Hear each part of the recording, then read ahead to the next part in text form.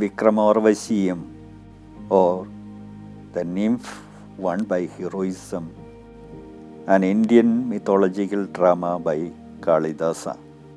Vikramorvasiyam, meaning Urvashi won by valor, is a Sanskrit drama written by the ancient Indian poet Kalidasa, who lived in the 4th or 5th century CE.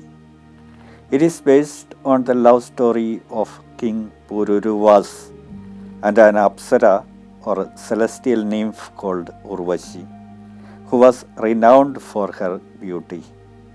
The initial story appears both in Rigveda and Mahabharata. The play consists of 5 acts. The name may also be written as Vikramorvashi or Urvashi won by valor, or the hero and the nymph. The story is as follows. As they make their way back from a meeting with the gods, the nymphs of heaven are lamenting the loss of Urvashi, a fellow nymph who was abducted by a demon and is now missing. The Himalayan highlands are the location of this tragedy. After learning the reason for their sorrow, King Pururavas rides in on his chariot and immediately makes his way to the location of the nymph in order to save her.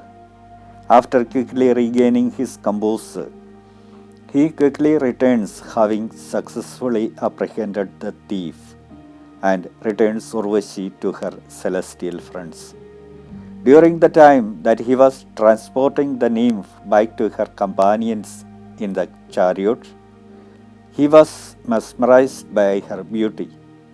He fell in love with her, and she fell in love with the man who rescued her. Urvashi was summoned before the throne of Indra, king of gods, and as a consequence, the lovers were eventually forced to separate company. Urvashi expresses the desire to make one last view of the parting king. She acts as if a stray vine has snagged her garland, and as she is trying to free herself, she summons one of her other friends to assist her. She then continues to pretend that the vine has caught her garland. The friend responds by saying, "I am afraid that this won't be a simple endeavor. You seem to be caught up in a snare too quickly to be freed. Nonetheless, rely on my friendship, no matter what happens." Urvashi's eyes then meet those of the monarch, and there is a meeting of gazes. They will now separate ways. At this time, the monarch may be seen at his palace at Prayag, which is today known as Allahabad. He is escorted on his stroll around the garden of his palace by a Brahmin who serves as his trusted friend and confidant. The Brahmin is aware of his feelings for Urvashi. He is so terrified of revealing something that must be kept hidden from everyone at court, and especially from the queen, that so the companion has retreated to a remote temple in order to keep himself hidden and not to tell the secret to anybody. There, a female servant of the queen finds him, and since a secret can no more rest in his breast than morning dew upon the grass, she quickly learns from him why the king has become so unusual since his return from the fight with the demon, and she relates the story to the queen. In the meanwhile, the monarch has fallen into a hopeless state and is venting his despair.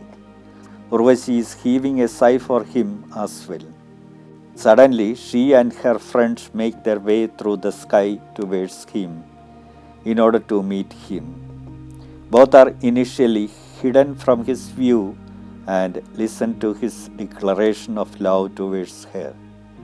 Then Urvashi composes a poem on a birch leaf and she tosses it on the ground next to the bower where her sweetheart is resting.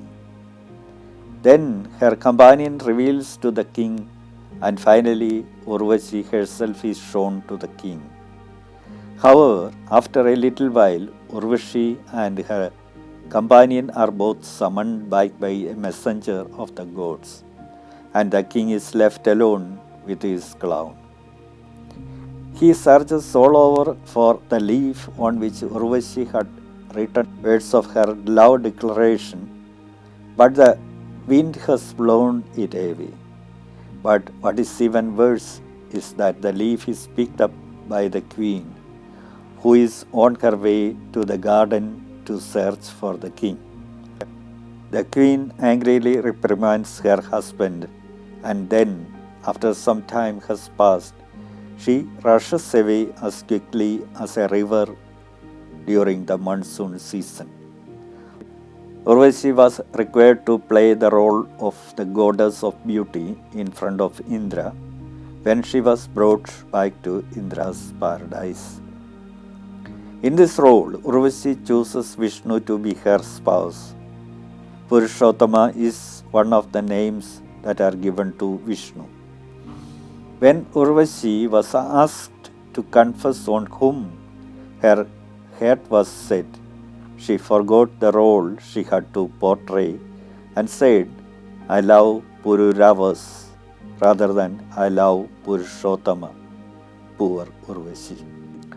Urvashi receives a curse from her instructor Bharata, who also wrote the play, since he is so frustrated by the error that she made in enacting the play, and curses her. "You are going to have to give up your supernatural wisdom." After the conclusion of the show, Indra calls her and tells her the following as she was standing alone, feeling embarrassed and dejected. "The person who occupies your thoughts is a mortal man, but he has been my companion in times of need. He has assisted me in the battle against those who intended to harm the gods, and he deserves my thanks for his assistance. You are obligated to make your way to him and stay with him until the moment that he witnesses the children that you are going to give birth to him." On this condition, the god gives her permission to wed the mortal hero. Following the completion of his duties as head of state, the king will then make his way to the garden of the palace as the sun begins to set. His Majesty is informed by a messenger that the queen wishes to meet him on the terrace of the pavilion. As the moon is just about to rise and the east is becoming a shade of red, the monarch complies with the request of his queen and climbs the crystal stairs.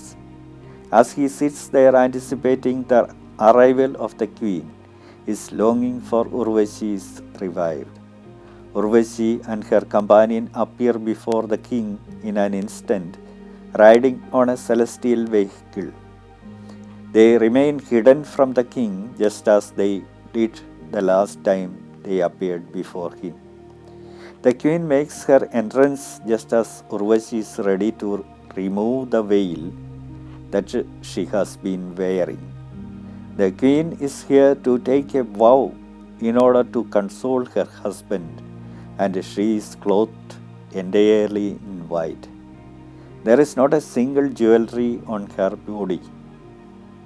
After that, she fulfills her serious commitment, addressing the deity of the moon as she does so, and then she departs.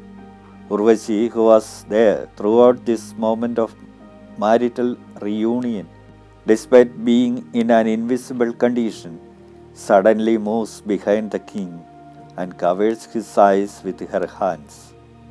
The king says, It had to be Urvashi because no other hand could have caused such delight to ripple through my frail body. The night's beautiful flower is the only one that opens up when it becomes aware of the moon's close presence. The sun's rays have no effect on it. She takes the resignation of the queen seriously and asserts that the king should recognize her as the legitimate wife. Her companion departs and she is left behind in the king's groves of the forest to serve as his cherished bride. After that, the couple is seen traveling close to Kalidasa, which is known as the heavenly mountain, when Urvashi, overcome with passion, breaks into the grove that belongs to Kumara, the god of battle, despite the fact that it is beyond limits to all women.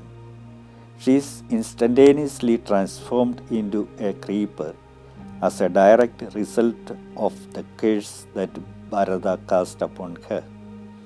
The king, who is absolutely heartbroken at her disappearance, searches for her everywhere. The nymphs lament her misfortune in the form of a chorus. Sounds of lamentation may be heard floating through the air everywhere. After entering a dense forest, the characteristics of the monarch, who seems to be insane, are accentuated by his disheveled attire. There is an accumulation of clouds in the sky. He pursues the clouds feverishly, thinking that it is a monster that has abducted his wife. But all he finds is just a cloud. He asks a number of different birds if they have seen his love, including the peacock, which he refers to as the bird of the dark blue throat and eyes of jet, the cuckoo, whom lovers deem love's messenger, the swans, who are sailing northward and whose elegant gait betrays that they have seen her, and the Chakravaga, which he describes as a bird who during the night is himself separated from his mate. He asks a number of different insects, animals, and even mountain peaks to guide him in the right direction to find her. Neither the bees that buzz among the petals of the lotus, nor the royal elephant that relaxes with his partner under the Kadamba tree have spotted the missing one yet. Neither have they heard the lost one's cries. At last, he is under the impression that he spots her in the mountain stream. As she moves along, the rippling water is analogous to her frown. The row of tossing birds is her girdle. Streaks of foam represent her fluttering gown, and the stream is her tricky and halting step. It is the torrent that she created as a result of her anger. At last, the king discovers a radiant ruby in his search. He grasps it in his hands and wraps his hands around the vine, which has transformed into Urvashi. As a result of the powerful enchantment cast by the magical stone has allowed her to revert back to her original form. The powerful jewel is placed on her forehead as an ornament. The king is brought back to his senses.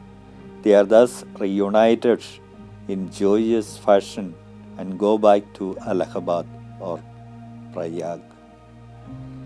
A good number of years pass. An unfortunate occurrence is about to take place. The precious stone of reunion is carried off by a hawk. After a little time, a forester comes back with the gem as well as the arrow that was used to kill the hawk. This indicates that the bird was shot in response to an order. It is clear from the writing of the shaft of the arrow that Ayus is the one who owns it. A female ascetic enters the palace guiding a little child who is holding a bow behind her. The little boy's name is Ayus, and his mother Urvashi had entrusted the child to a female ascetic's care. The king was unaware of the birth or existence of the child. The ascetic raised him for free in the woods, and she now gives him back to his mother. The monarch, who previously had no idea that Urvashi had ever given birth to him a son, has come to acknowledge that Ayus is in fact his son. Urvashi also comes there in order that she may hug her son. Now, all of a sudden, she is overcome with emotion and starts crying. She tells the king, "It was determined by Indra that I would be brought back to paradise the moment you saw our son. Because of this, I kept the birth of the child a secret from you for such a long time. As a result of the fact that you happened to get a glimpse of the baby, it has been determined that I must go back to heaven to obey Indra's command." After witnessing the installation of her son as associate king, she is now making preparations to divorce her husband. As a result, preparations are made for the inauguration ceremony when Narada, the messenger of the god Indra, arrives to tell that the god has mercifully withdrawn the order. The nymph is granted permission to stay on earth permanently as the hero's second wife as a result of this. The heavenly nymphs bring with them a golden vase that is filled with the water from the heavenly Ganges, as well as a throne and other paraphernalia which they arrange. The prince is given the name Yuvaraj during the ceremony. Everyone must now go together to pay their respect to the queen, who had been so kind as to abandon her rights in order to benefit Urvashi.